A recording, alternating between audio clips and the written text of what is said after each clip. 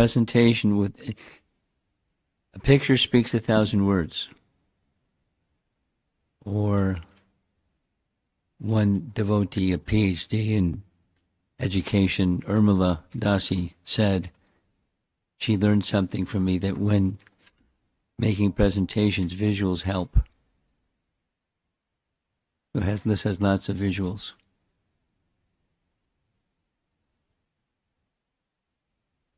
Let us begin by offering our pranam mantras to Srila Prabhupada. Nama Om Vishnupadaya Krishna Prestaya Bhutale Shrimate Bhaktivedanta Swamin Iti Namine Namaste Saraswate Deve Prasarine Nirvisesa Sunyavadi Paschatya Desatarine Jaya Sri Krishna Chaitanya Prabhu Nityananda Shri Advaita Gadadhar Vivasadi Gaura Bhakta-vrinda Hare Krishna Krishna Krishna Hare Hare Hare Rama Rama Rama Hare Hare. During this past weekend, there was a little seminar on the topic of Vaishnava etiquette, and the topic that I selected was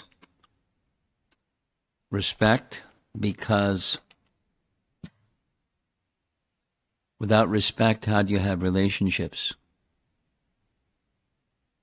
You have something, you have a mess, but not a relationship. So a foundation for all relationships is respect. And the culture of respect is part of Vaishnava etiquette. And then there's an obstacle to respect or to bhakti, and that is envy. So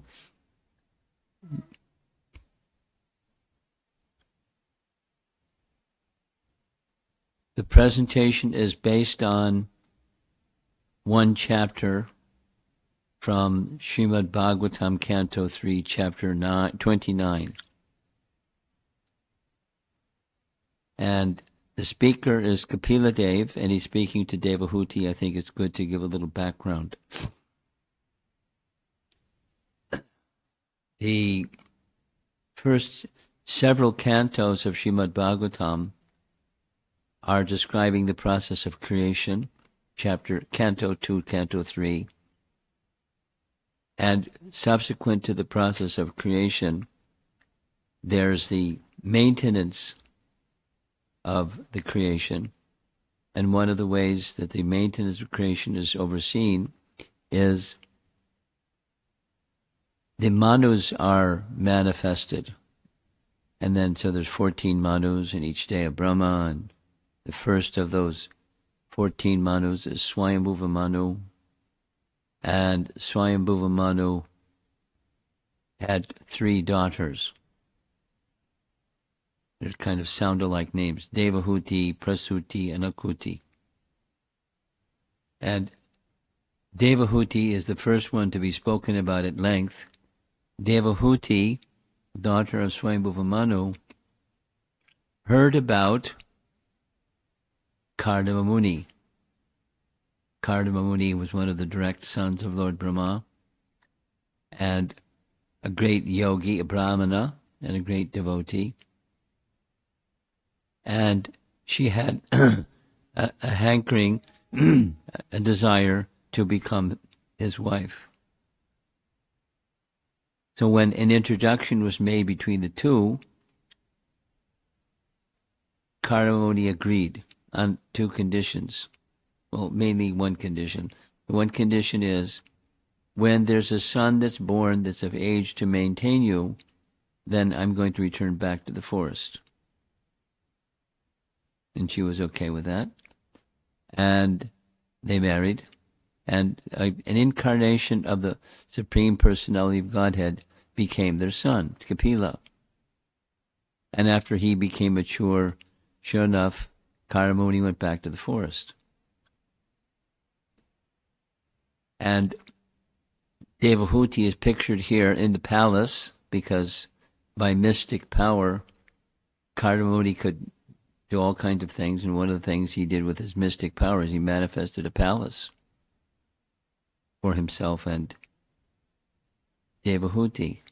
He wasn't attached at all to the palace, and he went to the forest again. But there's Devahuti and Kapila, and she understands because he's a brahmachari, he's not going to stay so long. So she was in anxiety, concerned, and so she began presenting a number of questions, and the result of those so many questions is like 10 chapters from Canto 3. The main subject that he speaks about, as you all know, Kapila is well known for his teachings in Sankhya. Sankhya philosophy is a way of describing, for example, categories of matter and categories of spirit. Same thing that we find in the beginning part of chapter 2, Bhagavad Gita. It's Sankhya. Categories of matter, categories of spirit. We belong to the category of spirit. So in Bhagavad Gita, it's very simple. Then again in chapter 7, then again in chapter 13, touching on the topic. But Kapila Dev doesn't just touch on the topic, he expands it thoroughly. And there's a purpose for Sankhya. It's not just make your head spin trying to learn all these, how does this piece fit together with that piece fit together? You end up with the universe. It's not just that. It's to understand that everything comes from one source, the absolute truth as the one source. And then there's this and that and the other and pieces that come from the source, makes up the universe.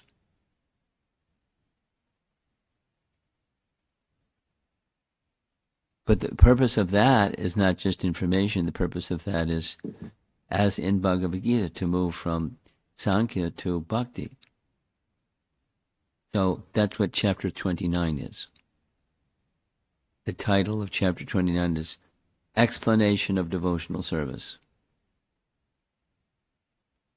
Properly, if one becomes a qualified student or one who's hearing attentively and studying attentively Kapila's teachings, that's where it's going. It's bhakti. So in the beginning,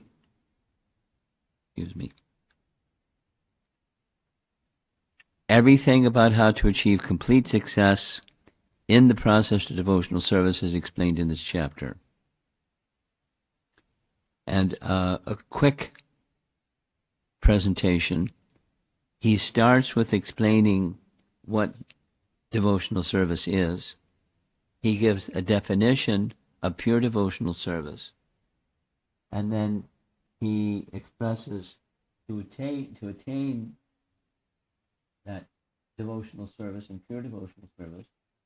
He gives 4 verses that are the process, and then he describes what are the obstacles to achieve, be successful in that process, and then how to remove those obstacles. And then he circles back to describe gradations of living entities, and then pure devotional service once again. That's how the chapter is structured. So, respect is a major theme in chapter 29. And when Kapila Deva is speaking, according to Vishwanath Chakravarti Thakur, he's deliberately expressing exaggerated anger. Now that's his commentary. If you didn't read his commentary, you wouldn't feel that anger or sense the anger. But here's why. And the why is because people superficially say, yes, I follow bhakti, but in reality they violate fundamental principles of bhakti. And that fundamental principle is respect of all living entities, or respect for all living entities. And he has a very nice way of presenting it, or going into that topic, Kapila Dev. And, for example, after describing pure devotional service, he describes how to achieve it, and he gives a sadhana. There are 4 verses of sadhana. And then in those 4 verses of sadhana, one of the items is deity worship. But persons who engage in deity worship and disrespect, lack of respect is disrespect, other living entities, that is, there's the deity, and there's the expansion of the deity in the form of the deity in the heart, or Paramatma in the heart. So I worship the deity, but I don't pay attention to the living entities who are carrying the same deity in their heart. Different form, but the same Supreme Person. And that's what makes him angry, or that's the pretense. Violation makes Kapila angry. Here's a verse. This is text 21 in chapter 29. And he is describing those persons that worship the deity but neglect others. He calls them, their practice is vidambanam, or pretense, or imitation. Translation. So Kapila is speaking to his mother.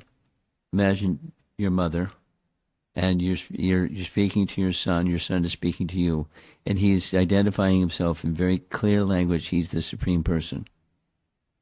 I'm present in every living entity as the Supersoul.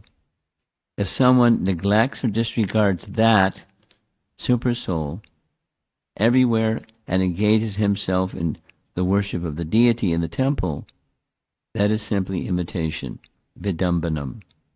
We'll see that word multiple times going forward. And then you see another word in blue letters, avagyaya. So this is the neglect or disregard or not paying proper respect to living entities that have Supersoul within their heart. They're worshiping him in his deity form, but not acknowledging the same Supreme Lord is within the heart of other living entities. By just neglecting them, this is imitation. So the illustration is clear on the left. That's Supersoul. And the same Supersoul is within the heart of every living entity, every species, everything. He's the all-pervasive Supersoul. Here's Srila Prabhupada's purport. Gentlemen, if you want to see the screen, you're going to have to sit over here so you can see the screen. If you don't want to see the screen, that's okay.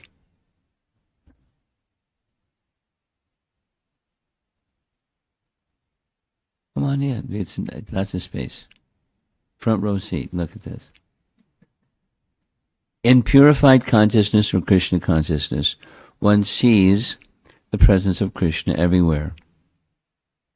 If, therefore, one only engages in deity worship in the temple and does not consider other living entities, then he is on the lowest grade of devotional service.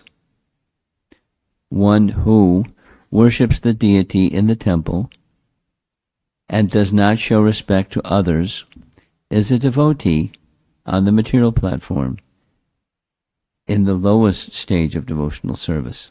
A devotee should try to understand everything in relationship with Krishna and try to serve everything in that spirit.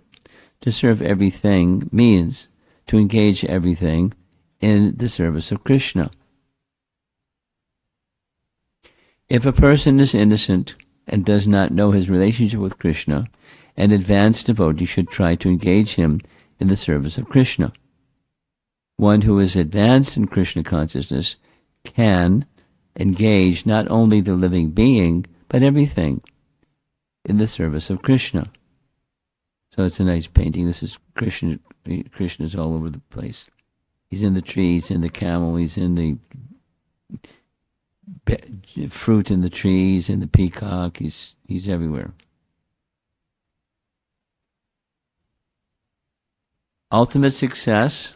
So here's a reference to a verse from Canto 1, Chapter 2, Text 6. A very nice chapter. Canto 1, Chapter 2 is a fantastic chapter. Savai Punk, let's chant the verse together. Savai Punk Samparo Dharmo Yato Bhaktiradhok Saje Ahaitaki Apratihata Yayatma Suprasidati. Translation. The supreme occupation or dharma for all humanity is that by which men can attain to loving devotional service unto the transcendent Lord.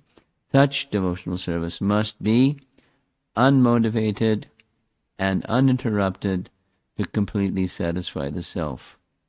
So emphasis goes at the moment to suprasidati, prasana and suprasana, happiness and complete happiness, complete satisfaction. That at the soul platform. Atma, suprasidati. So that's the teaching in chapter 1. Here's somebody that's not a Shukadeva Goswami, but they're saying the same thing. Why look any further if you've discovered complete satisfaction? Or from Bhagavad Gita, Krishna says that one can easily let go of some inferior activity if one has a higher taste. Param drishtva nivartate. Vishaya vinivartante. You know the verse? Niraharasya dehinam rasavarjam rasopyasya param drishtva nivartate. Vishaya means sense indulgence. Those of you that just came in, if you don't want to see the screen, stay right where you are. If you want to see the screen, we have front row seats right over here.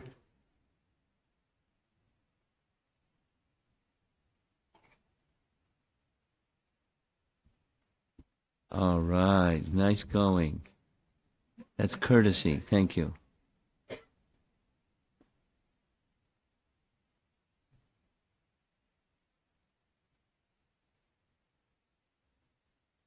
Our host has to sit by the door so he can greet guests that come and everything.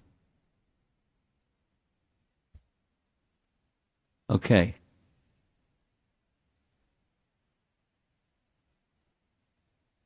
According to Bhagavad Gita's, Krishna's teaching in Bhagavad Gita, if you have a higher taste, param drishtva, then you can easily give up the lesser taste. It's easy. It's like very simple. Very simple. You know, if you have like someone serving a meal and there's something you don't like, eat your spinach or something like that. So you eat some spinach, but there's some things you really like. You eat the things you really like. It's not indulging in the thing you don't like so much. That's easy. So many examples. Little children can play for hours with some little gadget. And if I tried to play for hours with a little gadget, there's another taste. So doesn't have the same appeal. Pram drishtva nivartate. One can give up the lesser taste easily by a higher taste. And Vishaya is definitely a lesser taste. So, that brings complete satisfaction of the self. Some of you know, some of you may not know. Some of you know Jiva Goswami. For those of you that may not know Jiva Goswami, he's one of the principal 6 Goswamis of Vrindavan. We'll back up a little bit. Chaitanya Mahaprabhu appeared in this world to teach the chanting of the holy name, the Sankirtan movement. That was his principal gift. And along with the chanting, there were teachings. He didn't write books, but he taught disciples, and he instructed the disciples to write the books and empowered them to write the books, empowered them to understand everything that he said. And so one of those, 6 of those persons were specifically assigned to Vrindavan as their place of residence. And while they were there, they wrote books. They did many other things. And one of those 6 Goswamis was Jiva Goswami, and he really liked Srimad Bhagavatam. He liked Srimad Bhagavatam so much he wrote 4 commentaries. Try writing a Vyasa Puja offering. See how long it takes. He wrote 4 commentaries on Srimad Bhagavatam. And one of those commentaries was like Prabhupada's. It was verse by verse, called Krama Sandarbha, step by step, Krama Sandarbha. And then another one of those Sandarbhas was topic by topic. And he clustered those topics into 6 divisions and then wrote 6 Sandarbhas, Shat Sandarbhas. And the last of the 6 was Priti Sandarbha. Priti is another word for prema, love, affection. So this is a reference from Priti Sandarbha, the very first verse of this whole. And Priti Sandarbha is thick; it's like that thick, with commentary. Here's the verse: the goal of the human being is attaining happiness and destroying suffering. Complete happiness and destruction of suffering is attained only by priti, for the Lord. Very sensible. And then the rest of the book is explaining the introduction to the book, introductory verse. So this same, complete happiness, atma suprasidati, and destruction of suffering. It's like you turn the light on and darkness is dispelled. Inversely proportionate, as they say in math. So, by increasing light, darkness is dispelled. By increasing bhakti, ignorance and suffering, because what's the root of suffering? It's ignorance. We'll hear that as we go further. So that's our goal. That's the goal of Sankhya. That's the goal of Kapila's teachings. That's what we're spending time. However, somehow or other it seems like devotional service may not be working for us despite our practice.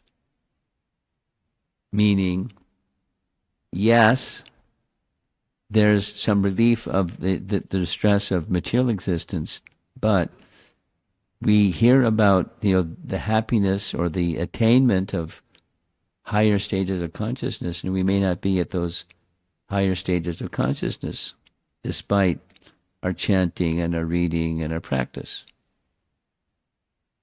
Why? That's what Kapila Deva is discussing. Here's one of his answers. You see on the left side, there's 3 modes of nature. When we start our devotional service, inevitably we start in the modes of nature.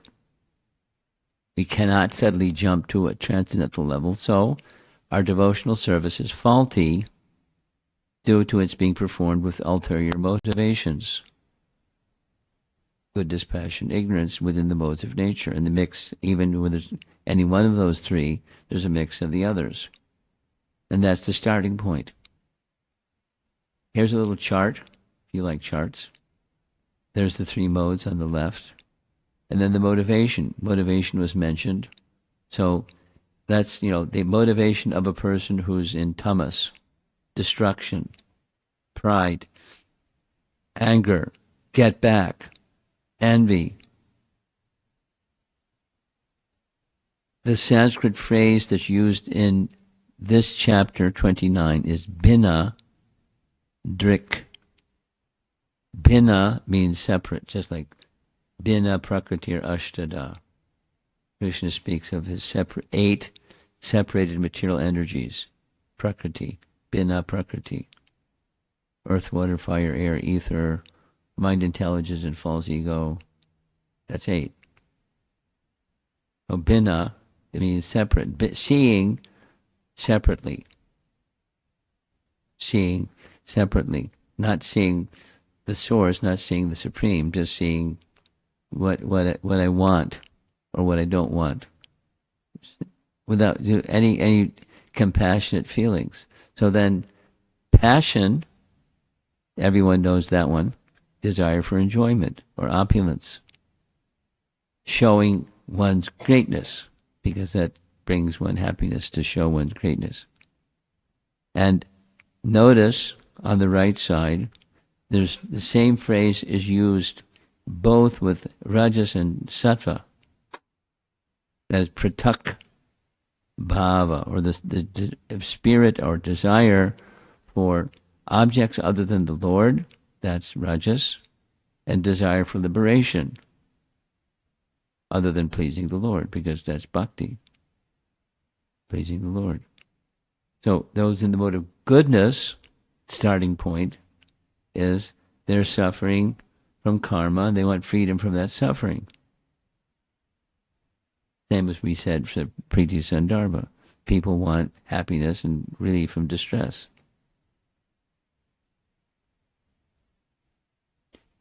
A little sharing.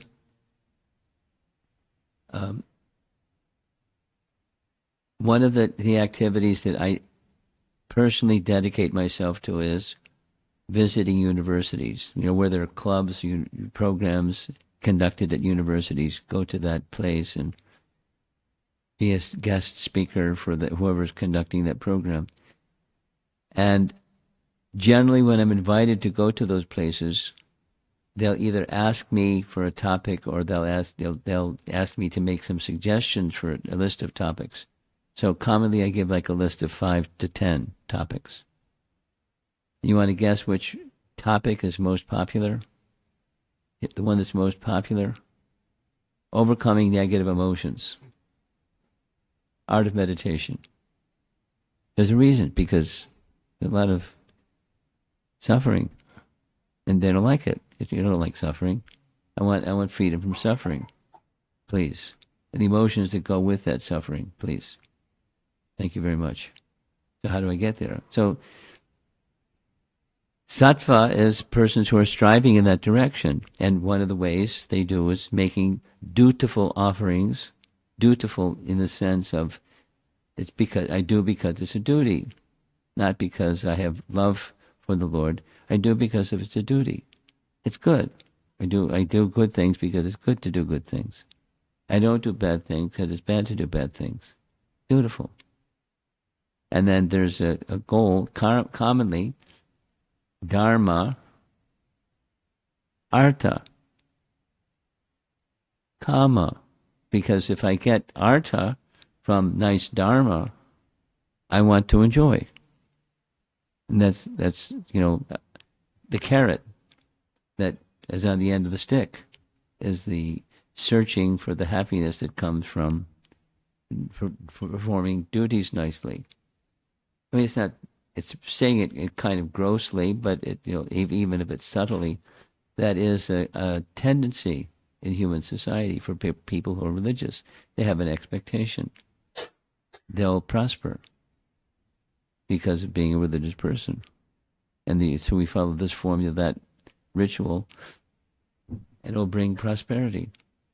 Artha, dharma, artha. And then the purpose is kama.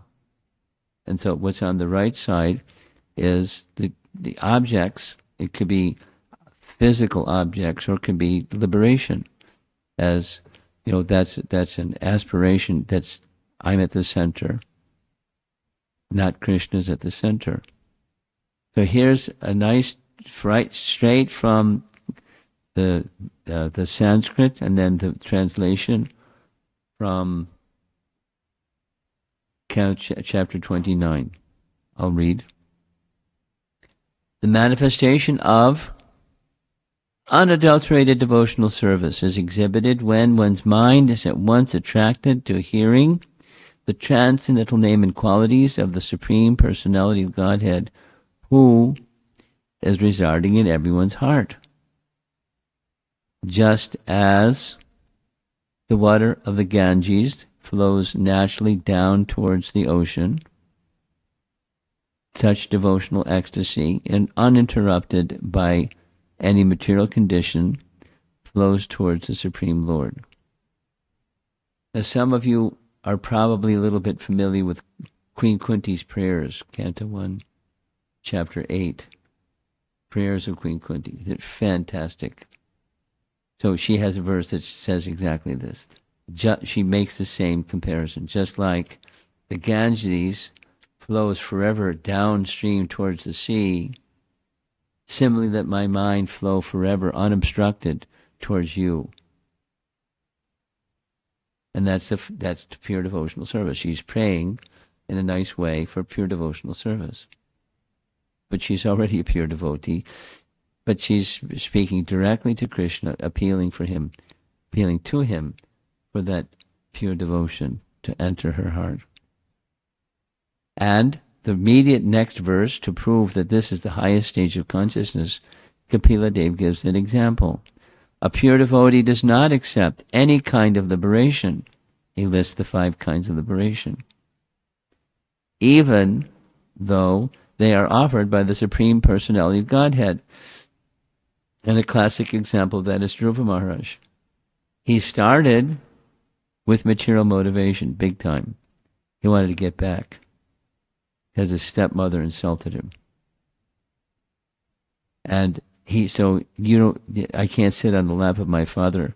Tell you what, I'm going to get Lord Vishnu to give me a kingdom better than my father, better than my father's father, better than my father's father's father, which means the abode of Vishnu, because Vishnu is the abode of Lord Brahma. From Vishnu comes Lord Brahma. From Brahma comes his Uttanapada, his father. He wanted the kingdom of God. He's a little brazen boy. But Lord Vishnu appeared after his severe austerities and his chanting of his mantra and so forth, and benedicted him. Tell me what you want. It's yours. No. Seeing you and being with Narada, that's all I want. No, nothing material, thank you. Not even liberation, not even liberation. Dhruva. So what is one supposed to do to achieve this state of consciousness? That's the good question, isn't it? And, devotional service. So he, in 4 verses, do you have a Srimad Bhagavatam in your house? Yes? Could you bring Canto 3, chapter 29? Verses, starting with verse 15. So I'm going to read just the verses. I should have prepared this. It's sadhana. He's describing not the sadhya, not the goal, the destination, because that's already been identified. It's this state of pure consciousness that's already been described. So what's the process to get there? As soon as he brings the book, I'll read the verses. Making a conclusion of sadhana, Kapila repeats something. This is now text 20. Because those verses, you see, they're 15 through 18. So now we're going to go to text 20. 3, 29, 14. 29, chapter 29. 14. It's way deep into the book. Okay. As the chariot of air carries an aroma from its source and immediately catches the sense of smell, similarly, one who constantly engages in devotional service in Krishna consciousness can catch the Supreme Soul, who is equally present everywhere. Now, there's emphasis, repeated emphasis in Kapila's teachings. Thank you very much. Thank you. That's good. That's good. About the presence of the Supreme Soul everywhere. Because that's going to lead to, the obstacles for achieving pure devotional service. But a pure devotee is one who experiences that. And even he is describing, it's like air carrying aroma. So the metaphor is used in the Bhagavad Gita. The mind carries different conceptions of life, just like air carries aroma. You heard that one? I'll say it again. Just as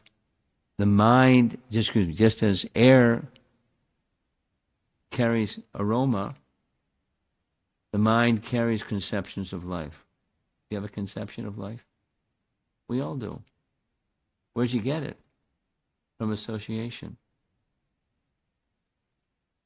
And supposing you get some different association, you may have a different conception of life. And then you get a little older and you have a different conception of life. In a different association, you have a different conception. So, just like air, supposing air is passing over a rose garden or, in springtime. It's very fragrant. Supposing downwind, that same air passes over a garbage dump. It stinks. The air is neutral, but it carries aroma. Similarly, the mind carries conceptions. And there is a conception of Krishna consciousness where the mind can carry one and can to the Supreme Personality of Godhead. That's yoga. So now I'm going to read the process that he's describing, how to get to pure devotional service, starting with text 15. A devotee must, I'll just read the verses, execute his prescribed duties, which are glorious, without material profit, without excessive violence. One should regularly perform one's devotional activities. The devotee should regularly see my statues, deity, in the temple, touch my lotus feet, and offer worshipful paraphernalia and prayer. He should see in the spirit of renunciation from the modes of goodness and see every living entity as spiritual. The pure devotee should execute devotional service by giving the greatest respect to the spiritual master and the acharyas. He should be compassionate to the poor and make friendship with persons who are his equals. This is like Madhyama Adhikari. Madhyama Adhikari is supposed to worship the Supreme, make friends with peers, be kind to the innocent, and avoid the demons. Madhyama, middle stage. That's us.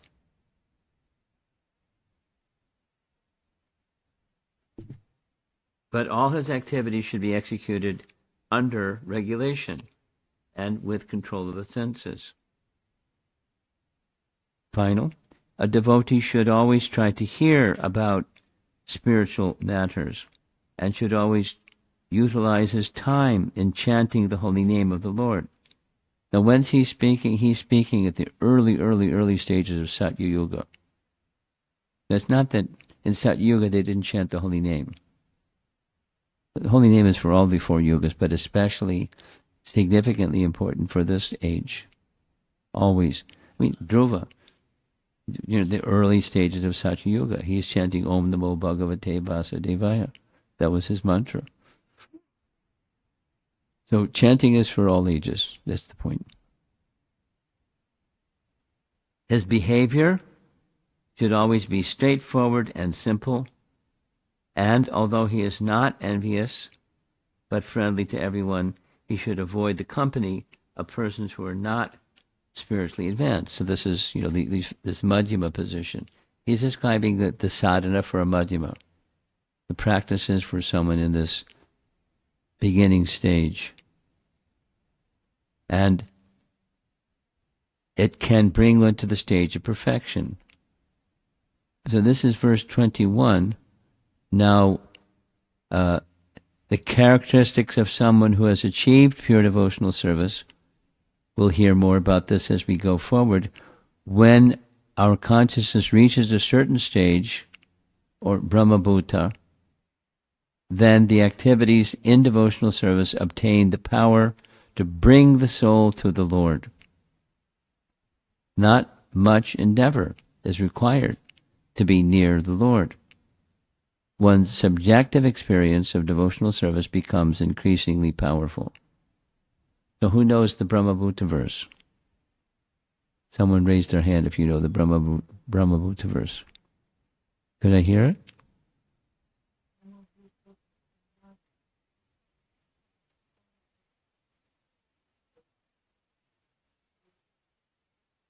Mad Bhaktim. So there's 4 parts.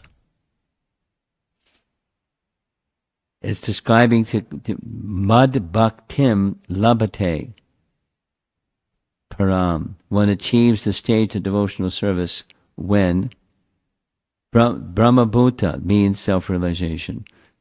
So that's the starting point, according to this verse.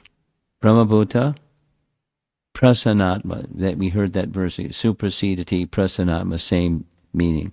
Happiness within, happiness on the Atma platform. Prasanna Atma. Brahmabhuta Prasanatma. And one who has that Prasanatma, na sochati na kangsati. They're not hankering or lamenting. The same as that earlier message. When you're feeling full, you don't need something. The sense of fullness is you're full. Na sochati na kangsati. Then samak sarveshu bhuteshu.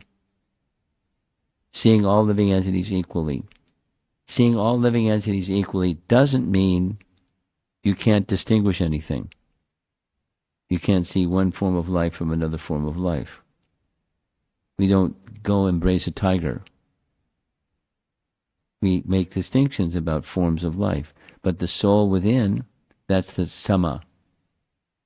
Because they're all part and parcel of the same Supreme. And part and parcel is tiny angsa of the Supreme. So that's the sameness. Sama sarveshu bhuteshu mad bhaktim labhate param. A classic example, of course, is Prahlad.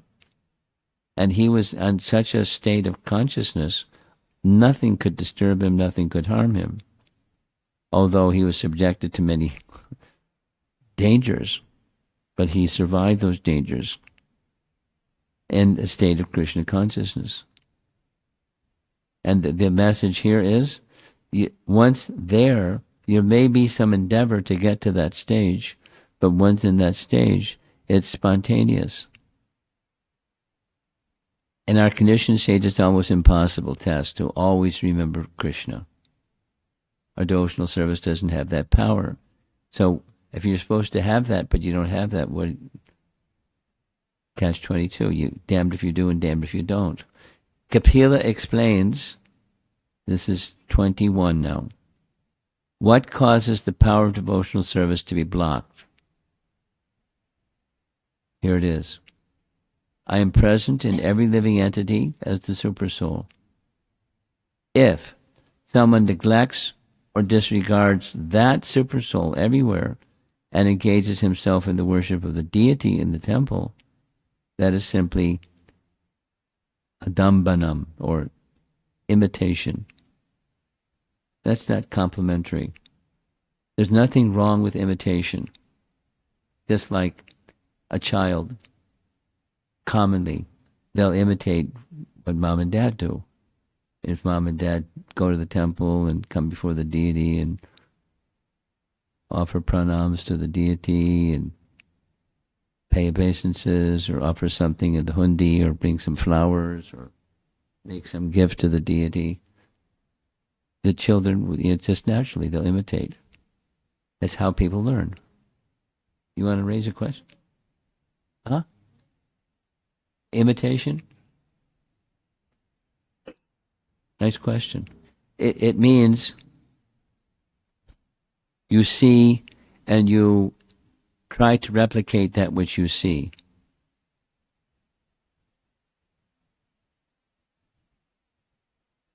A behavior that you see in someone, and then you imitate that behavior that you see in someone. Like, here's a behavior. So if we come, there's an altar in the front room. If we offer obeisances before, or pranams, or folded palms before the deity, then if you see that, you may do the same. That's imitation. It's maybe not necessarily with the same understanding and knowledge and purpose, but it's a behavior and imitating the behavior. Suppose there's other kinds of imitation. Supposing somebody's a thief. Some little person sees this person's a thief and that person's a thief, so I guess I'm going to be a thief. Imitate the thieving propensity. Bad things can also be imitation. Good things can also be imitation. The point is, one's understanding of what that is, and the purpose behind it, is not complete, not mature yet. But it's a beginning. Okay? Okay. Good.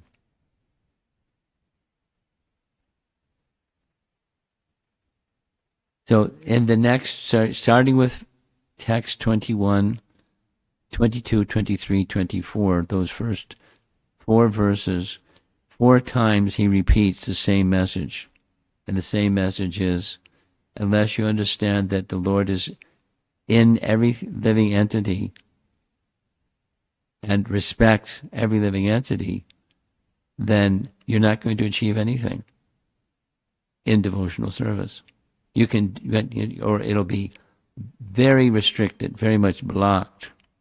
Vishwanath Chakrabarti Thakur and Jiva Goswami, these 2 very important acharyas in our line, when they make comments on these 4 verses, they say these 4 are describing stages of envy. We'll go through it slowly. On the left, there's the person who's a little haughty.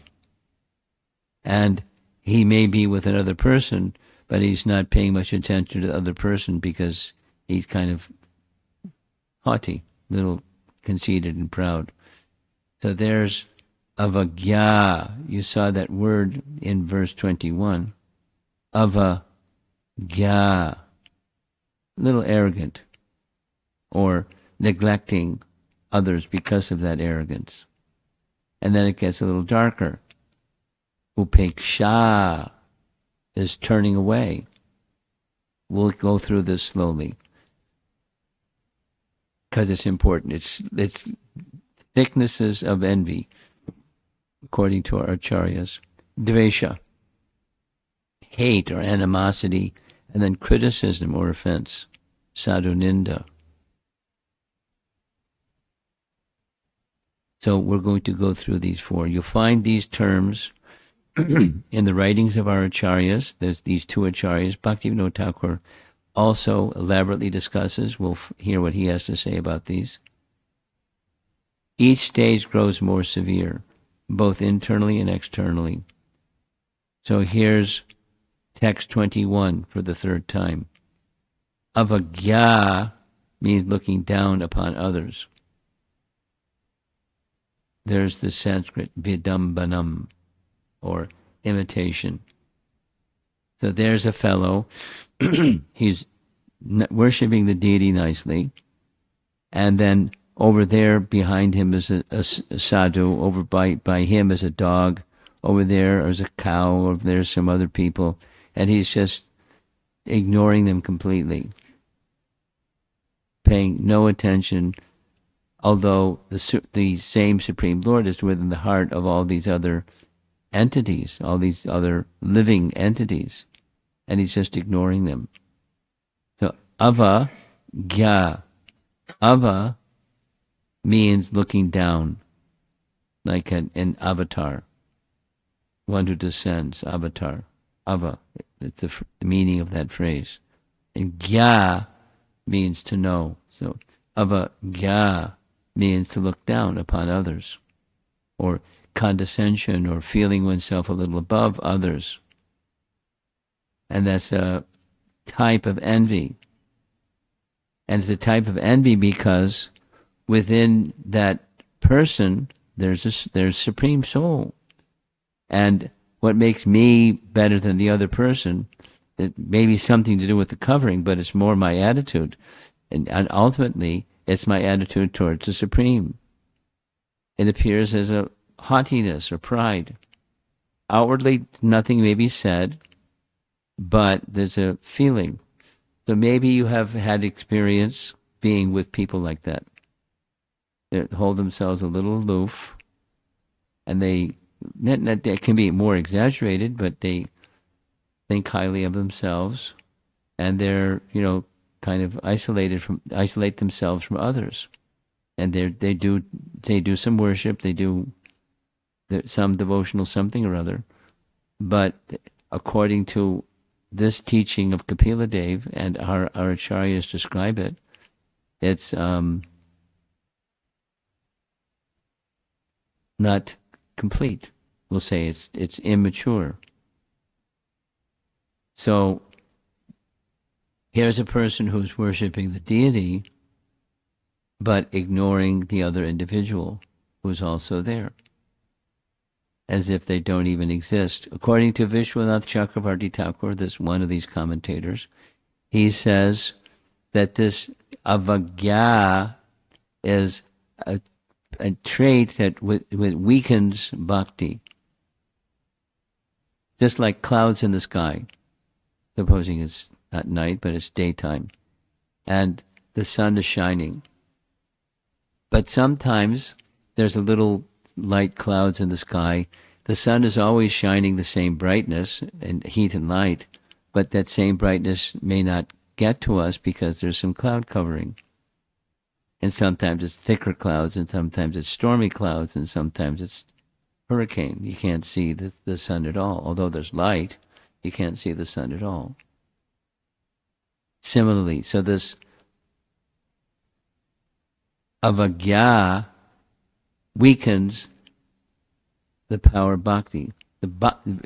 Our experience of the power of bhakti, not the power of bhakti, because bhakti is all powerful, but it weakens our experience of, because of this offense of looking down upon others. Now there's a very nice story that illustrates this. It's a famous story in Vrindavan. How many here have been to Vrindavan? Okay. For those of you that haven't, may you sometime soon go to Vrindavan. When you go with others, then you can see everything in Vrindavan in a very glorious way. So this is a Vraja story. That there's the fellow on the right is an image of a Brahmana from West Bengal. Nothing against Bengalis, but that's where he was from. And very learned, very wealthy, a little haughty. He was a little proud of his accomplishments. And he, at a certain point in his life, he decided, now I've fulfilled my purpose in life, let me go to Vrindavan and take shelter of a guru and receive diksha from that guru. So he went to Vrindavan. And when he went to Vrindavan, he found a very nice teacher. And he was requesting the teacher to give him initiation. But the teacher wasn't giving him initiation. He wasn't exactly saying no, and he wasn't exactly saying yes either. He just kept putting him off. And then at a certain point, he said, very well, you're very enthusiastic, consistently enthusiastic. I'll give you Diksha in 1 week. But you have to bring back someone who is lesser than you. It was examining him. And so he thought, no problem. I'm this, proud guy. I'm looking down at other people. Everyone's lower than me because I'm this proud guy. But because he was in Vrindavan, he thought, maybe if I go to the Bungi colony, Bungi means sweet streepers. So he went to the Bungi colony and he thought, I'll bring this fellow to my guru. But then he started contemplating, wait a minute, this individual, he's, poor and shabby, but he's always in touch with the dust of Vrindavan, and he's been doing this his whole life. So he must have become very purified by being in contact with the dust of Vrindavan. So I can't identify him as lower than me. So then he thought of a cow. And then he was going to bring the cow to meet his guru, say, this is an entity that's less than me. But he thought, a cow, she just eats grass, and she gives nourishing milk to others without any payment, and just, I'm not like that. So I can't bring the cow. I know, I'll bring a dog. So he was contemplating on bringing a dog to his guru. But he thought about the qualities of a dog, and a dog is faithful and known. They're well known for being very faithful to their master. And I'm not like that. So then he thought, what am I going to do? How am I going to find this person lower than myself? He thought, I can bring him my stool. But then he thought about that one and said, I'm just eating prasadam here in Vrindavan, and that's what my stool is, just prasadam transformed, so I can't do that. Maybe, as you see in the painting, next to where his broom is, there's a worm, maybe a worm in the stool. I'll bring the worm from my stool and bring that to my teacher. He thought, yeah, but the stool is disgusting, but the worm is able to transform it to something that's very useful and can fertilize the land and grow nice crops, and people can benefit so much, and I can't do something like that. I'm not capable. So after a week, he came back to his guru and said, I can't find anyone lower than me. Guru gave him Diksha. Because before he was avagya, a little haughty, and he detected it. He wasn't like, prancing around or something, but there was a scent, a fragrance of something that wasn't nice. But when he became humble, he gave him Diksha. There's a similar, different but similar, narration in Mahabharata. The painting on the left, that's Dronacharya. Dronacharya was the military guru for the young boys in the Kuru dynasty. And as he was training them in military skills, there's, of course, it's not just the skill of something, it's the character, how to use that skill. So he decided one day, he requested Yudhisthira to go find an inferior person in the kingdom. So like that Brahmin, he couldn't find one. And then for Duryodhana, he had the opposite task. The opposite task is find someone superior. Duryodhana couldn't find anyone superior. And Yudhisthira couldn't find anyone inferior. And they came back and reported that to Drona. And so Drona contemplated. This Yudhisthira, he is humility personified. Besides, he has skilled in military skills. By his character, he'll become an excellent king, the head of the Kuru dynasty. And Duryodhana, if he became the king, he would destroy everything. The dynasty would be destroyed with him in the head of it. just by this one thing, not by how good their military skills were, but by their character. So this avagya is meant for us. The stage of humility that Yudhishthira, they can't find someone inferior. Before this, according to Kapila, our devotional service is vidambanam, or imitation, or pretense. So Kapila wants us. He wanted Devahuti, but he wants us also to understand this innocent, so-called innocent haughtiness is not okay. It blocks bhakti. It has the power, it's powerful. To that which is supremely powerful, the power, our subjective experience of that is diminished. The result of such attitude is that our pretense grows more and more. That leads to the next one. The natural power of bhakti is diminished. And if you are sensitive, just a little sharing.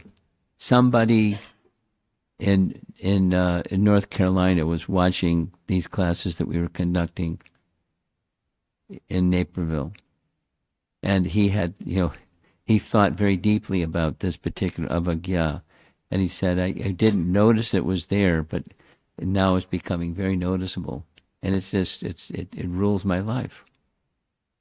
Kind of proud of being able to do this and that. And it's natural.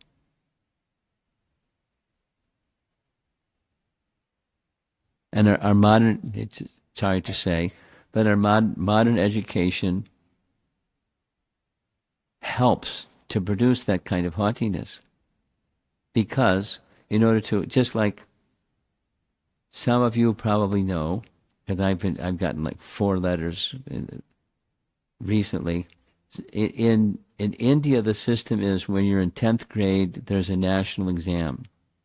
Do you know about the national exam? You don't know about it? You had to do it? Yeah. So, and then, it's a big deal. It lasts for like 10 days. It's not just a one-day exam. I don't know what all goes on, but, it's the system. And then afterwards, it's going to determine what your placement is for the final 2 years of high school. Yep. So it's like a big deal for 10th grader, this big national exam. So supposing somebody does well, and probably many youngsters do very well, they may become a little proud. And then, the education system kind of encourages that, the competition, et cetera, et cetera, et cetera. And so that they go on to some higher, high school studies, and then entry into college is more likely, et cetera, et cetera, et cetera. It's just like this tendency becomes built into the system. America has its own system, but it's just built into the system, without the formality of establishing character. Then you have a person that has smarts, but they don't have character. That can be dangerous. It happens, doesn't it?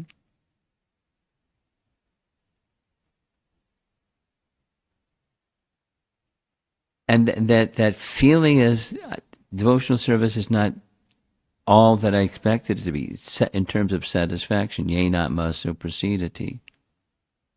Atma suprasidati. I'm not feeling that satisfaction. So if we're not feeling that satisfaction, we're going to look for that satisfaction elsewhere. Like holding myself up so people can appreciate me. Little arrogance. And it's just part of the product. If bhakti is blocked, if access to the Supreme is blocked, I'm going to look for my happiness elsewhere. Thank you. Here's another tough one.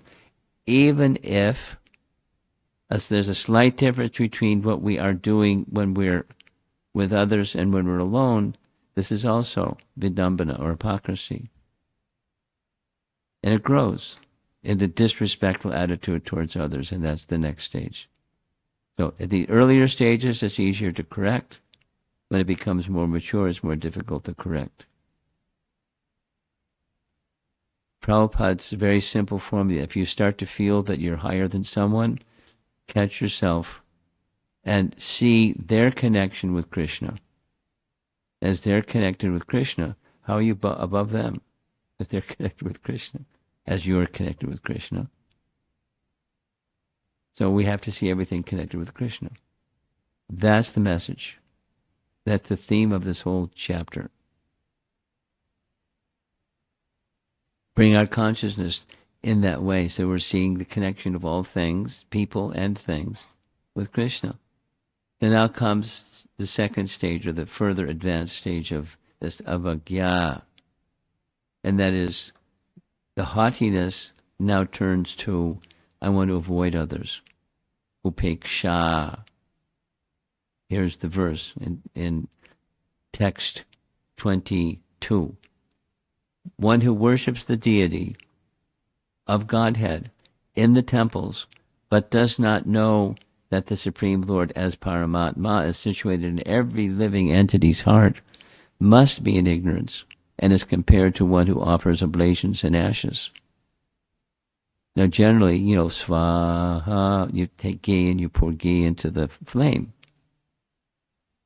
There's a very nice description of all this in Canto 4, Chapter 1, the genealogy of living entities. And Swaha is the name of one of the daughters of the great kings. And Swaha had 45 sons. So 45 sons, yeah. And those 45 sons, Swaha was married to Agni, daughters of Daksha. And Agni married Swaha, and they had 45 sons, and they're all fire gods. So Prabhupada explains, those who are impersonalists, when they're doing yajna, they're not honoring the Supreme, they're honoring the gods, the fire gods, and say them by name, but they're offering ghee into the fire, offering to the fire gods, 45 in number. But supposing you don't offer to the flame, you offer to the ashes. That's what Kapila is saying. It's compared persons who don't see Supersoul, the God within everyone. It's like offering ghee into ashes. Upeksha means, due to stronger envy, one wants to avoid the person one is envious of. Meaning, when it's the lighter, you're fine being with this person, that person, the other person. You feel a little haughty, but you're not like despising them. But when envy becomes stronger, you don't like associating with that person. We see that sometimes, in the world and even in devotee circles. One feels some unpleasant feelings about all of that. One consciously justifies that the other is bad. This is advanced disease of envy. Remember, they may be wrong, but the Lord is still in their heart. It's like, this is a nice test of how we're doing in our Krishna consciousness. Like don't hold a grudge, but positive. See the Supreme Lord within, because that's the teaching for devotion. The Lord is in their heart. Even if there's one person towards whom we harbor such an attitude, it's like there's no result, like putting ghee in ashes. Sometimes this is the phenomena. Our devotional practice, we chant and chant, we read and we read and read, and we don't feel there's a very substantial result. Like running, but running on a treadmill. You don't go anywhere. Kind of like that. For a number of years, we've been conducting it's like a japa retreat, but we call it the Festival of the Holy Name. And some persons, maybe there's some persons here in St. Louis community congregation that have been practicing devotional service for a number of years. And anyone going to raise their hand and say, I've made very substantial advancement in my so many years of chanting and practicing a devotional service? No one's going to say that. Probably no one's going to say that. And so one of the seminars at the Festival of the Holy Name was, I'm reading and I'm chanting, but I'm not making much progress. So this is not the only, but this is a contributing factor. Why not making progress? Because there's something blocking the power of bhakti.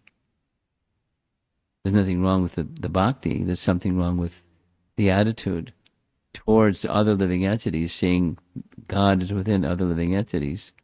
It's a serious matter. If you want to make progress in devotional service, better hear Kapila Dev, because he's explaining it. And some people leave devotional service because they feel that they're not making progress. So here's a fellow pouring ghee and ashes. Ghee upon the ashes. And then in their heart, there's these other feelings. Animosity and resentment and feeling distant towards this other person. And then it goes darker. Dvesha. Actively hating.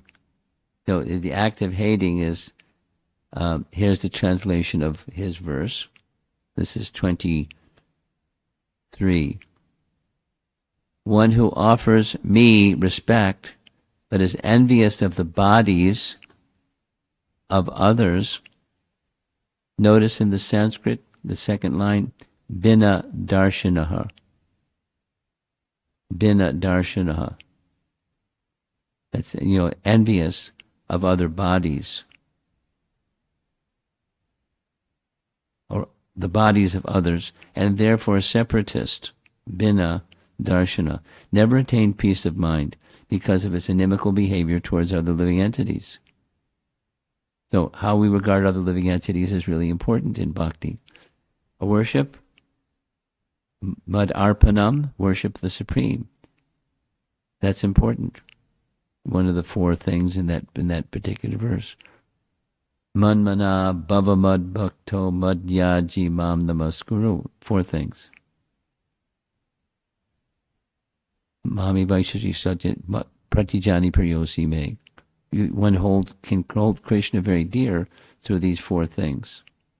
But if you do the worship of the deity form, but don't have proper regard for other living entities, I mean, I'm repeating, but the repetition is for clarity, will never attain peace of mind because of this inimical attitude towards other living entities.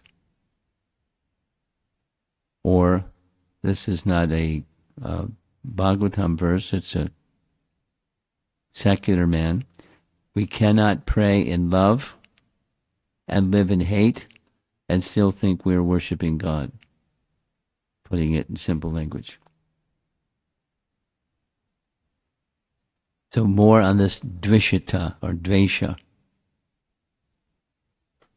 There's a nice verse in Bhagavad Gita where Krishna says, all living entities take birth in this material world because of two conditions. Icha dvesha samutena dvandva mohina bharata. You know the verse? Oh, come on. Icha dvesha samutena dvandva, duality, right? Dvandva mohena, mohena means bewildered. Dvandva mohena bharata. So all living entities take birth in this material world, overcome by these two, desire and hate. And he uses another pair, raga and dvesha, or icha and dvesha. It's another verse saying essentially the same thing. Those are the forces. What's that? I want to enjoy. That's Icha. Or Raga. I want to enjoy. But there's a problem. What's that? There's someone who's already the enjoyer. Dvesha. Somebody has something, and I want that something. So I want to enjoy that something, but there's somebody that's already their property. They're the enjoyer. Krishna is the enjoyer of everything because it's his. And so that's a direct verse from Ishopanishad. Everything comes from him, so he's meant to be the enjoyer of it. And that's devotional service. You engage all things in his service for his enjoyment. That's devotional service. But material is to not see that, is to see, I want to be the enjoyer. Therefore, we get a material body with senses to be the enjoyer of objects of the senses. But that's material life or material consciousness. One desires that something bad happens to the other, sometimes even praise. My dear Lord, let him understand that he's not a devotee. Show him that he cannot do this to me. There's an actual situation that happened in one country. There was a famous preacher, and he was very fond of displaying how good he was as a preacher. And when there was a court case in that country about ISKCON, he put on the internet, Krishna is punishing the other people in my country because of their offense to me. I mean, it's contemporary. It happens. Dvesha or dvishita, active hatred. I wish ill upon others. And when it gets to that stage, it's practically impossible. That is, the earlier stages it's possible to cure. If you can understand what those tendencies are, and then what the antidote for that tendency is. And respect is the antidote, we'll hear as we go forward. Bina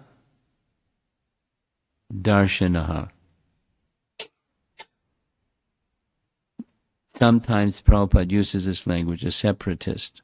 Such a separatist who feels no empathy for others' suffering does not get peace. When someone hurts us, what happens? The mind gets absorbed in the hurt and the person who produced the hurt. And it doesn't have to be a physical hurt, it can be a verbal one. They say something nasty, and the mind just keeps going back to that nasty word that was spoken, or words that were spoken. And the mind feels restless and it's hard to concentrate. So we suffer when we do those things, and the person who's on the receiving end, they suffer. No inner peace to perform really what devotional service is. So the main point is, the first stage, second stage are easier.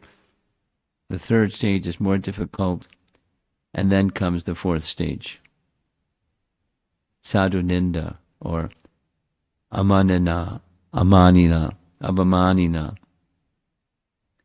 My dear mother, this is Kapila speaking to his mother, Devahuti.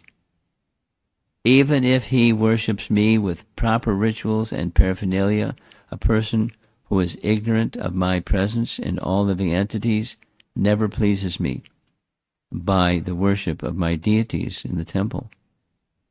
So, that's pretty strong. And commentary, these two commentators are speaking, this is a more acute stage of the same envy problem. One manifests hatred in a visible way by blaspheming another devotee. One actually starts saying everything one feels about this devotee, and at the same time one feels that they're right by doing so. And they may even say, what's wrong? I'm just speaking the truth. Blah, blah, blah, blah, blah. It happens. This is called the mad elephant defense. If you let an elephant loose in your garden, you got a problem. It'll trample everything in your garden. Whatever was nice is no longer nice.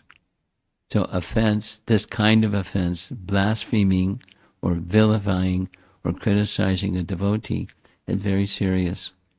Here's what Krishna says to Uddhava in chapter 23 of the Uddhava Gita, Canto 11. Sharp arrows which pierce one's chest and reach the heart do not cause as much suffering as the arrows of harsh, insulting words spoken by materialists that become lodged within the heart. Arrows of insulting words is much more powerful than arrows. The devotee that we hurt will feel pain for so long, and Krishna is naturally not pleased.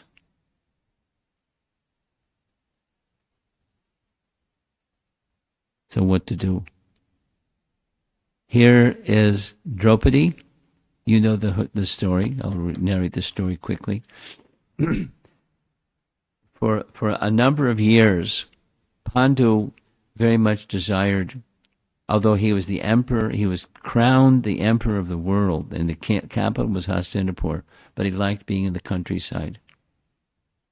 So specifically, the Bhagavatam says he went to the Himalayas, and there his sons were born, without all the details of how all that happened.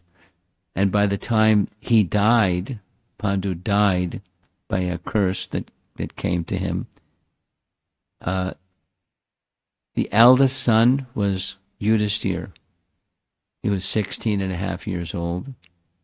And then each son successively 1 year longer, 1 year younger, 1 year younger. So they're like teenagers. And Vyasadeva said, now that Kunti, now that Pandu has died, you should return to Hastinapur. So in about 2 weeks from the Himalayas, they made their way back to Hastinapur. And when they reached Hastinapur, everyone, they hadn't seen them in so long. They were so happy. Except for one person. Duryodhana. Because in the absence of Pandu and his sons, he was in charge. Because his father, blind father, couldn't be in charge. So he was. And he was about the same age as Yudhishthira.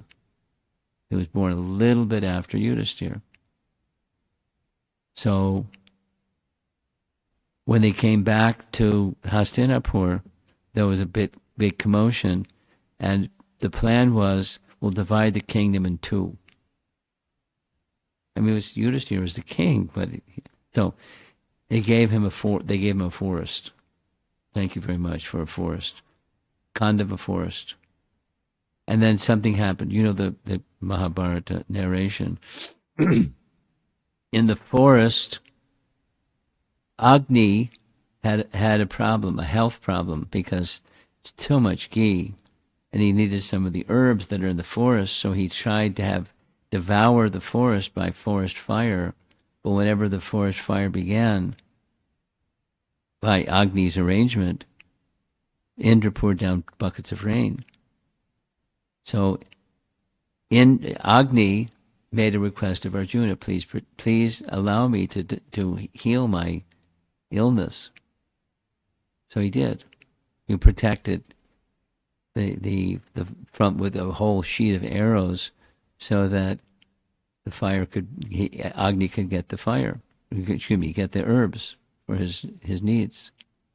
But within the forest was a demon, Mayadanava. You know the story? Mayadanava? You know the story? Okay. Now you know. At least you know the little bit.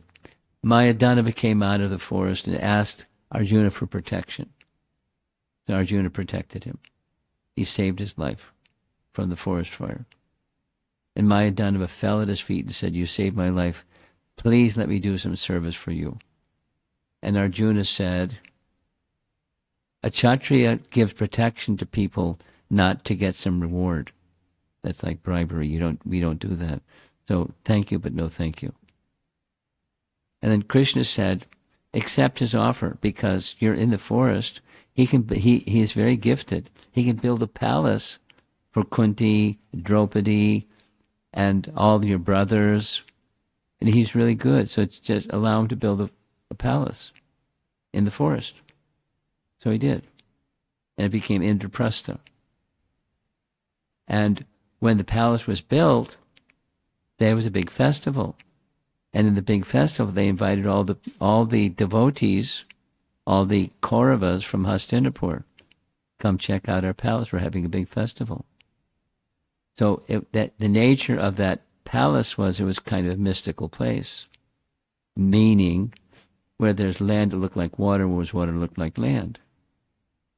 You know that story. So Duryodhana came, was marveling at the structure, and as he was walking across the patio, it wasn't the patio, it was water. He fell in the lake.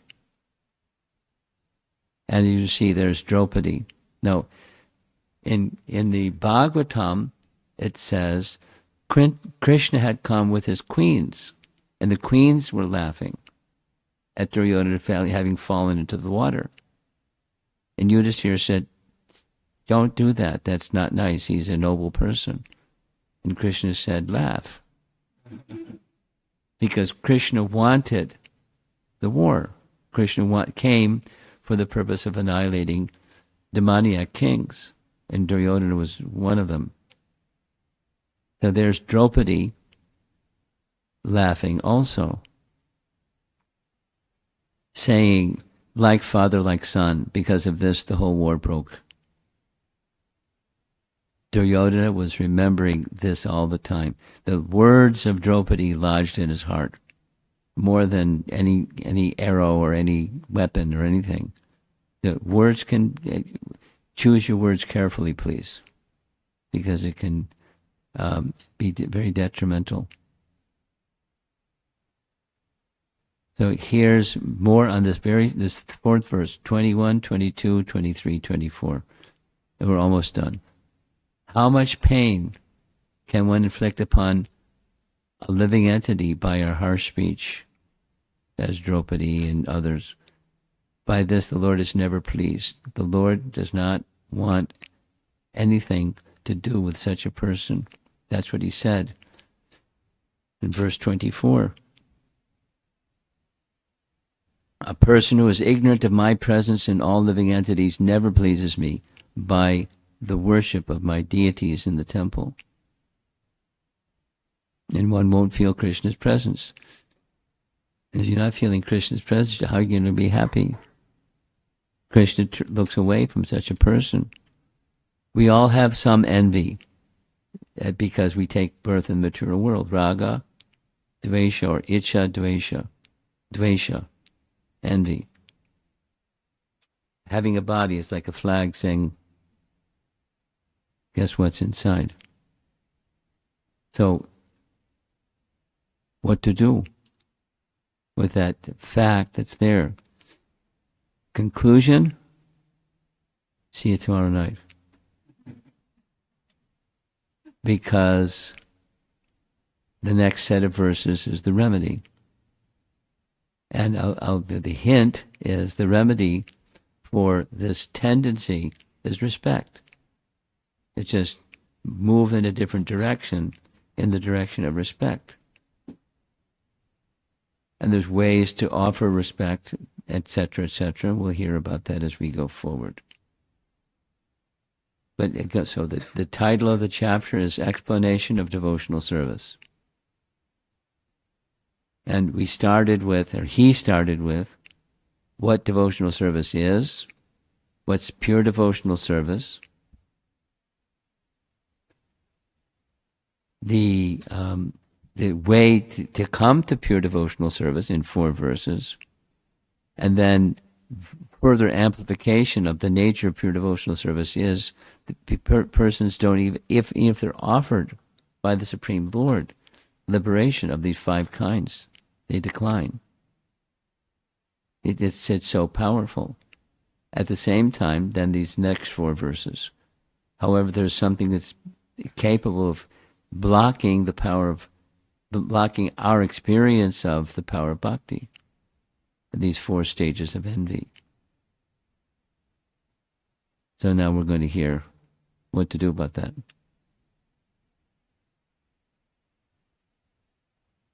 Any comments or questions?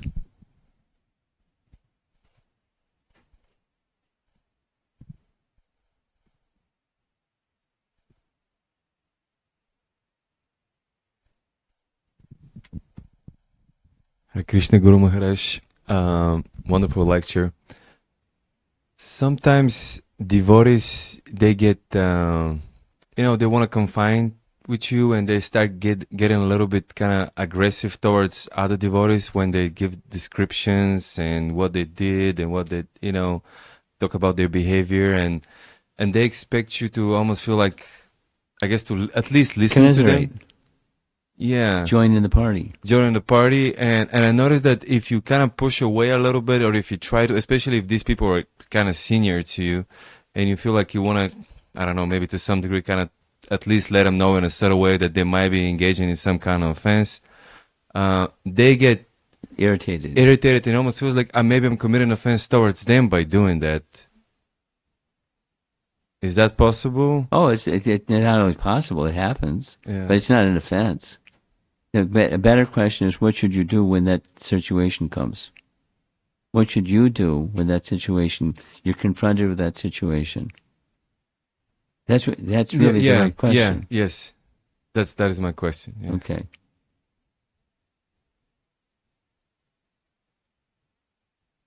Well, there are different things. I would say it depends. But you have a flashcard. And that's the universal flashcard. It applies to any situation. So the scripture says there are 3 things that you can do. You can walk away. You can defeat an argument, or you can appeal to this devotee, that they're hurting themselves, and my hearing is hurting me as well, because if I continue to hear, so they may say, no, I'm not criticizing. Yeah. I'm, they try to make it when it isn't. Yeah. But that's okay. Okay. This is me. I'm living by our teachings of our scriptures, our acharyas, and this is how the life I'd like to live. So please honor that. And you're not fun anymore, so they won't come to you with stuff like that anymore. But you're not being disrespectful to the person. Yeah. You're just standing behind or standing within the context of what our scriptural teachings are, and proper conduct. And proper speech. It depends on the situation, how you handle the situation, and what you might say. But those are 3 general options. If they continue, you just excuse yourself. Yeah. I want to protect myself and yourself both. So I'm gonna walk away. Respectfully walk away, because it's unhealthy and unwholesome and toxic. No, I'm not. No. Okay. Or defeat them if they say something that's Bhaktisiddhanta, qualified persons are known to do like that. Prabhupada was known to do like that. The person's made some not nice statement, Here's a Prabhupadism. 2. Swamiji, just a reporter interviewing Prabhupada. Swamiji, I saw they picked you up at the Los Angeles temple in a fancy limousine. Mm. And I thought that gurus are supposed to be renounced. It was very pointed. And Prabhupada turned it around and said, according to our scripture, that the disciples should offer the best to the spiritual master. They should have picked me up in a golden car, not just a limousine. And the fellow didn't know what to say. Or here's another one. Swamiji, you just arrived by airplane, and I was told that according to your Vedic culture, your customs, that sannyasis don't ride in conveyances, but you're riding in an airplane. Could you explain? In Prabhupada's explanation, he said, if I came in bullock cart, you're moving so quickly to hell I would never be able to catch you. So I came by airplane.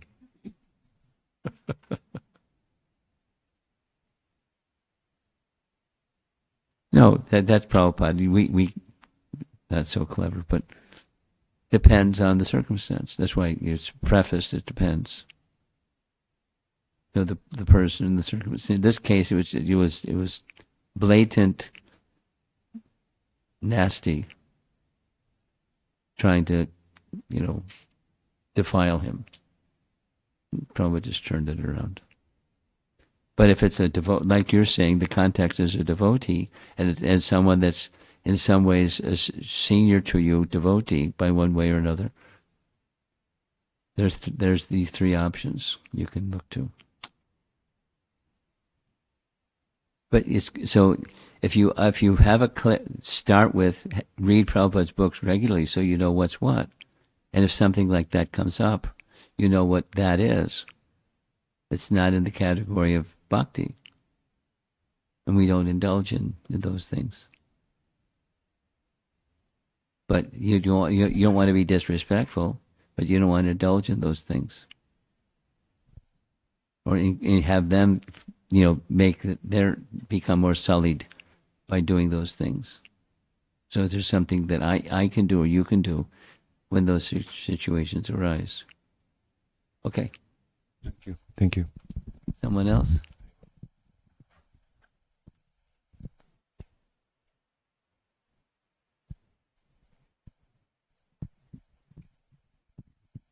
Gurudev, I just have a follow-up on the question that Keshav Madhav Prabhu has asked. So sometimes devotees might just be venting on something that has happened to them. So in that case, hearing that would affect our consciousness as well? It depends. Yeah. I mean, it depends. A lot depends upon the consciousness behind the other individual. From the place from which they're speaking, the purpose or spirit from which they're speaking. So it can, certainly if you just passively, docilely listen, then it's going to affect you. So therefore you have these 3 options. One of those, it's not 4. Just stay and nod your head. But if supposing you have some understanding of someone has been through some bad experience, some trauma or something, and it may not even be the immediate circumstance, maybe something that's way back there in their childhood or something, and so this has triggered that. So then you have to think of the welfare of that person, and don't just dismiss them or their emotion. Listen, and then help them take see that thing or that emotion through a different lens.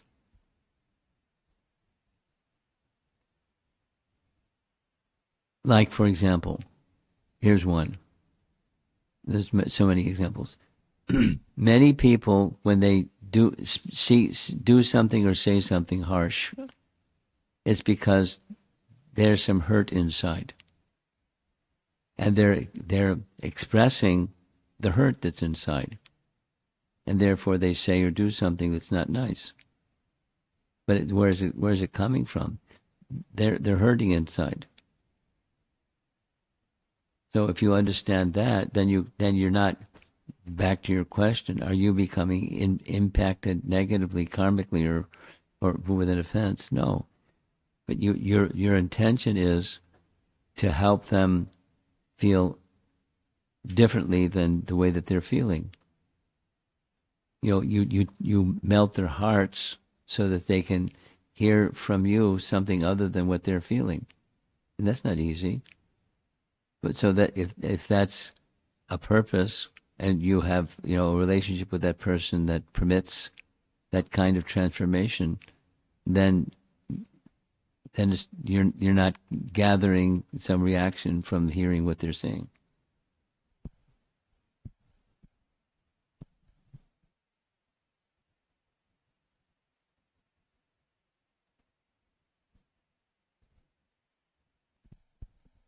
This is very delicate territory where you're touching on, isn't it? Yes. Hare Krishna Guru Maharaj, Dandavat Pranam. So I have a question for Maharaj. I do gardening a lot, and if Gardening. you're gardening, and if you're with me, you can hear me talk to the worms all the time, because every time I do the gardening, I dig it, some worms get killed. So some I'm able to move around, but most of them get killed. So What to do? yeah, That's your question? and gardening is important Yeah. for us. Yeah. Yes, it is.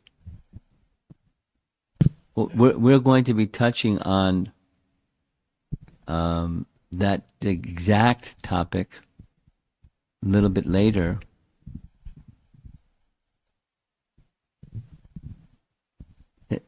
And that one answer, there's different answers. One answer is that your gardening be in service to Krishna.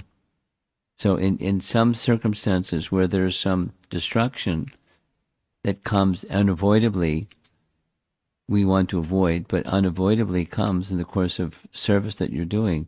There's no karma that goes to you, but rather some benefit will go to that insect or that worm or that whatever, because they're assisting, they're, passively at least, they're assisting in devotional service to Krishna. So there's not, karma doesn't come to you, and they may receive some benefit because they've sacrificed their life for something that's meant for Krishna's service, unknowingly, and so that can happen. I'll give it a little example. This, from Bhakti Sandarbha. Unknowing devotional service is very powerful. Jiva Goswami writes. You familiar? Jiva Goswami? Yeah. Bhakti Sandarbha. So, unknowing devotional service is very powerful. He tells a story from Vishnu Dharmotara Purana. There were some mice that had the practice, or a mouse that had the practice of taking ghee from a ghee lamp on a Vishnu temple altar. But unfortunately, one time, his fur caught on fire from the ghee lamp, and his body burned, and he died in the ghee lamp from that flame. In his next life, Vishnu Dharmota Purana says, in his next life, that mouse became a queen. And the queen just had this natural affinity for offering ghee lamps to their altar, Vishnu deity altar. And at the end of her life, she went back to Godhead.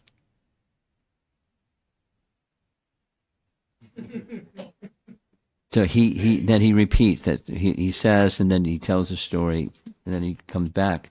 Even in a lower than a human form of life, unknowing devotional service can be very beneficial. So the main concern for you as the gardener is you're doing it for Krishna, not something else. Not you want some vegetables, you want some flowers, you want something for your tongue or your senses.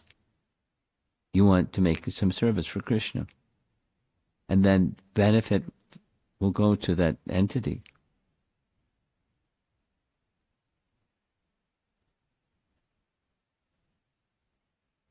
So your consciousness will benefit others, even in some circumstance where worms are sacrificed.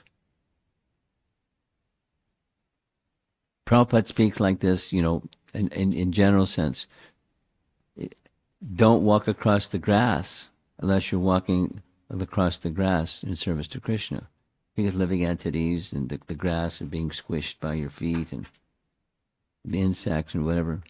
Breathing, Jains wear a mask because they don't want, but we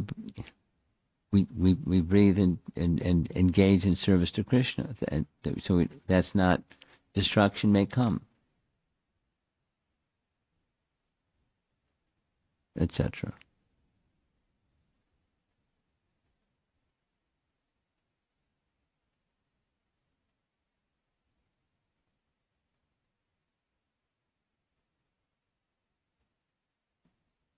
He's enthusiastic with the microphone. Help him out.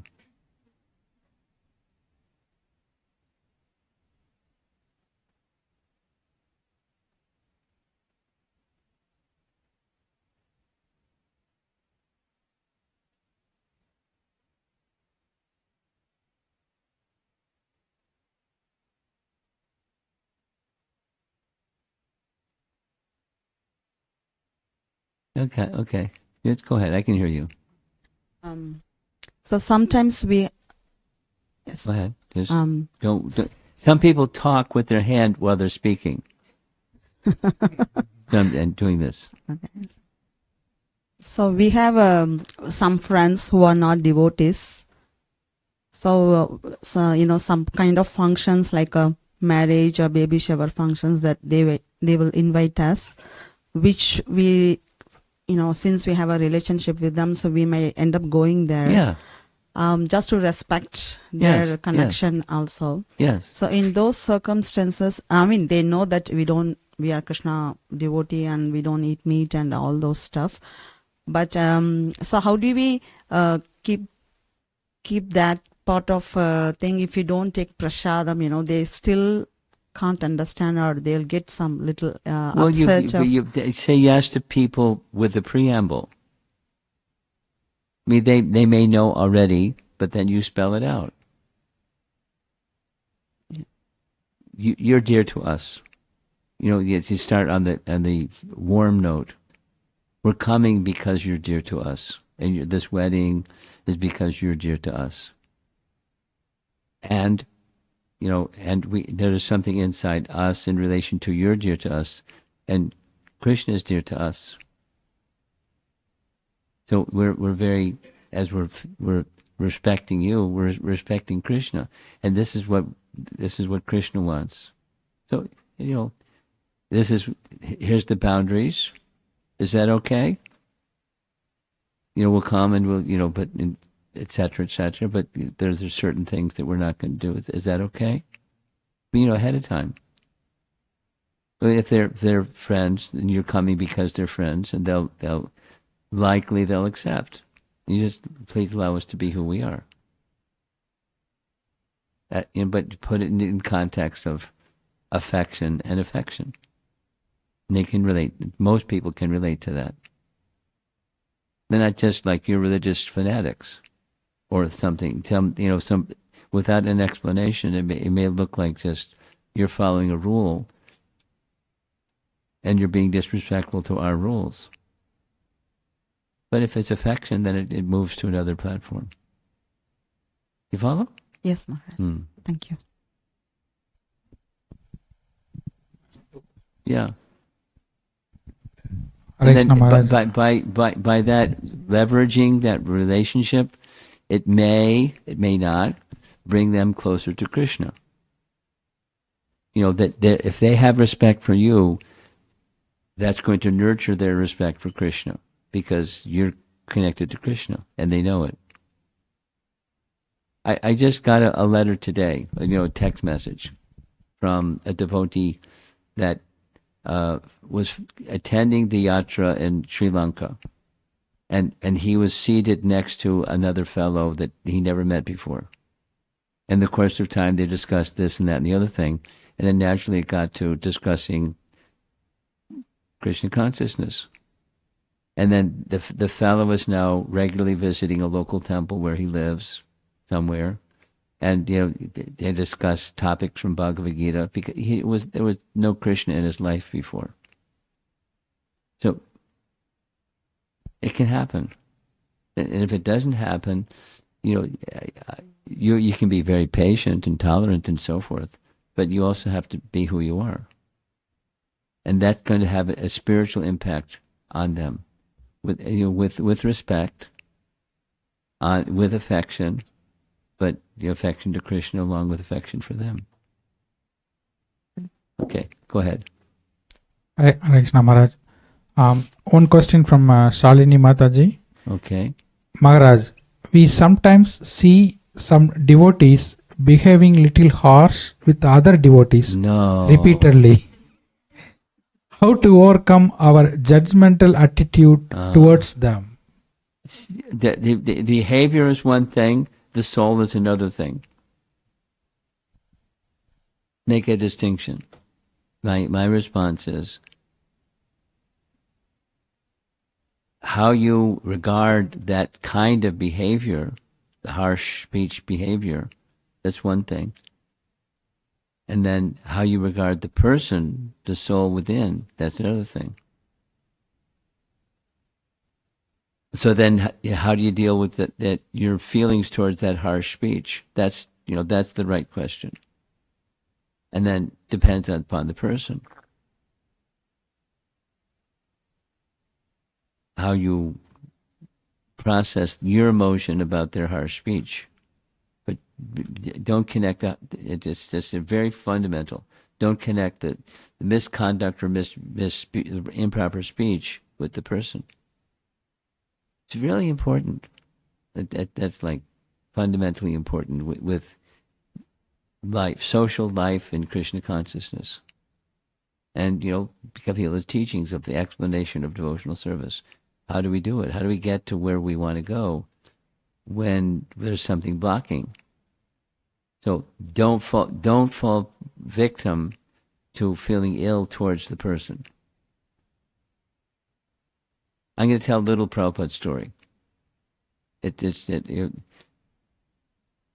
Hopefully she'll understand. Who's asking the question? It says Shalini Talwar. Dumala. Yeah. Okay. That's her name before she was initiated, but that's okay. Okay.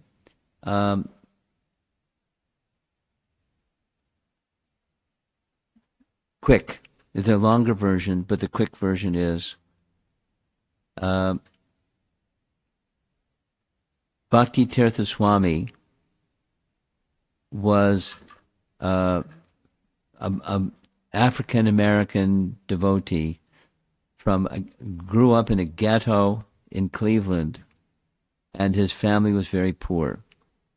During that period of time, when I was in college, it was a thing that Ivy League schools gave free scholarships to qualified students from the poor communities, black community in particular.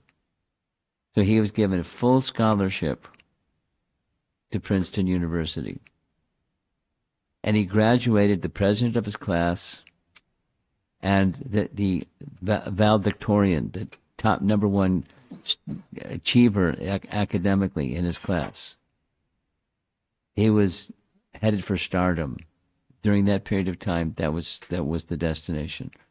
But something happened. Some devotees visited the Princeton campus, and he got a Bhagavad Gita, And when he read Bhagavad Gita, it was around the summertime when Prabhupada was in New York, and he came from Princeton to New York and met and observed, had his first experience of being with Prabhupada. And in a short period of time, he became a devotee. And after 1 year passed, he had the opportunity again to speak with Prabhupada and say, Prabhupada, I feel very uncomfortable reporting this to you, but there's racial prejudice in ISKCON. And Prabhupada's reply, it was like, he narrated this, and it was like a really big deal. What's Prabhupada, how is he going to handle this question? And Prabhupada's answer was, that's not very good. But if you're disturbed, then you know better than they are in the bodily concept. It wasn't a slap in the face, it was cold water in the face. So when you hear, back to her question, when you hear someone speak harshly, they may speak harshly to you, or they may speak harshly to someone else, or whatever the circumstance, disconnect the behavior from the person. And you can have some feeling about, like, racial prejudice isn't good. It goes completely against the second chapter of Bhagavad Gita, the whole teaching of Krishna consciousness. It goes completely against. So it's not okay. It's not okay. But being disturbed by it is another thing. So if from your position, see what it is that you can do to help this person that feels it's okay to speak harshly about others, because they don't have a proper understanding of Scripture and Vaishnava etiquette and Vaishnava conduct, and there's consequences for that person who speaks harshly. You don't have to rub your hands together and think they're going to get theirs. Ha ha ha. They're going to get punished for this harsh speech. That's for sure. That's the law of nature. You don't have to think like that. But what can I do to help them become free from that tendency? Maybe, maybe there's some hurt inside. That's why they're speaking harshly. Who knows? But so don't judge the person. See what you can do to help elevate the consciousness of that person to a higher position. Don't depart from respect. And then from that position, that's a position of strength. And then from that position of strength, you can help send some strength to that other person who's in a position of weakness, right? That's why they're speaking harshly. Okay? Yes, Maharaj. I have one more question. You? No, from the online. Okay, online, okay. Shiva Prabhu, and he says, Guru Maharaj, in one of the slides, you mentioned that in conditioned stage, we cannot remember Krishna. Then what is a hope for us who are in the conditioned stage? Okay, that you're reading what the slide said. Yeah. But it's not that we don't. What do? We associate with sadhus. How do you get out of the conditioned state? If you're in the conditioned state, find those that aren't. And not associate with means to serve, hear from, and render service to those who are not in the conditioned stage. You may be reluctant to do that. Persons who are proud don't like to be servants. So then, if you're fortunate, you'll find such persons, and those persons are very compassionate, and they'll help you, hold your hand and help you go the next step, so that you can continue being in their association and getting their mercy and serving them. That's, but by sadhu sangha. That's how to. Thank you, Maharaj. Okay.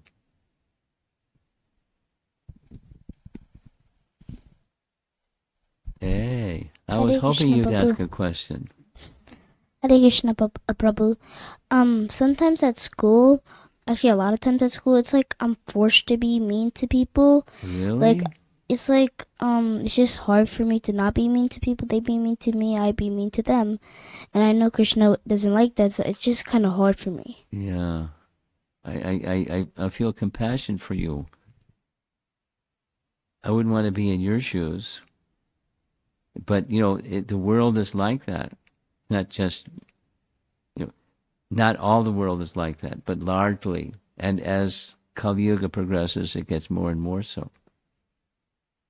So is it possible for you to be the exception rather than the rule? Meaning, you can be the person that doesn't push back when you get pushed. They're mean to you, so you're mean to them because otherwise they're going to take advantage of you or something like that. So if I don't be mean, they're gonna be more mean to me until I respond. They will keep making names or something until I respond back. Yeah.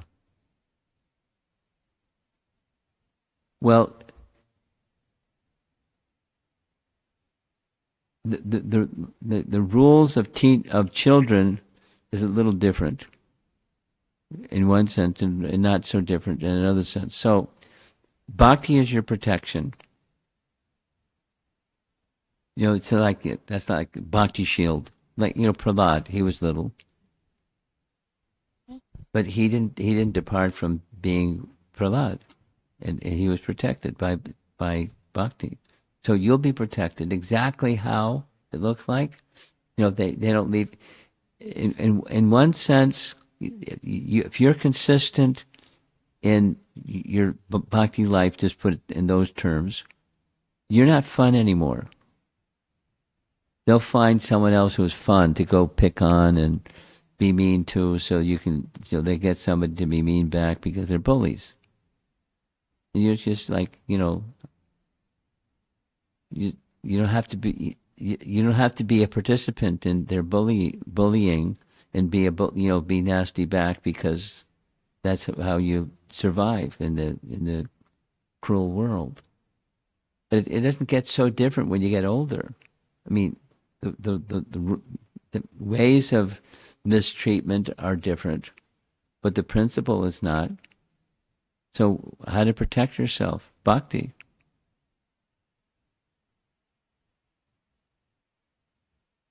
Find somewhere persons your age that are devotees, that are genuine devotees, and of persons of good character, and make those persons your friend. And be like that with those persons. When they're with the others that aren't like that, you have to be a punching bag. But I'm not going to participate in this. From your side, I'm not going to be a participant. There's a nice story that Prabhupada tells of a Narada Muni and the cobra. You know that story? I'll tell the story. Narada Muni, you know Narada Muni, right? No? No. Okay. He's the one that plays the veena. Narada Muni Bhaja Veena Radhika Ramana Ramane. So. Oh yeah, I know. Okay, great. So Narada Muni is like a very generous person, and one time he met a cobra. The cobra story, and the cobra it raised his hoods and was ready to strike Narada. The Narada preached to him. There's details, but by Narada's association, the cobra became nice, and because he became nice, the cobra found out. Then the children started teasing him because they knew he was not going to bite anymore because he's now nice. So they would throw sticks and stones, and they were cruel to him. So next time he saw Narada, he said, "This is what happened. I listened to you, and now this is what's happening to me." And Narada said, don't be cruel, but I didn't say you can't show your hoods. So the kids left him alone. He didn't strike. So for purpose of, similarly, for purpose of keeping your some safety, protection boundary around you, you can externally show something that's like, leave me alone. And they may or may not. They may try to push you further and push you further, but you don't go there. Thank you. Okay, it's easier said than done. But your mom can read to you. You find the story of Narada and the cobra, and it's a nice story, and it may help you in your school. Okay, he's fired up to give you somebody the microphone. Anyone else? Okay, looks like we're done. Srila Prabhupada ki jai. So we'll see you tomorrow for what to do. What's the solution?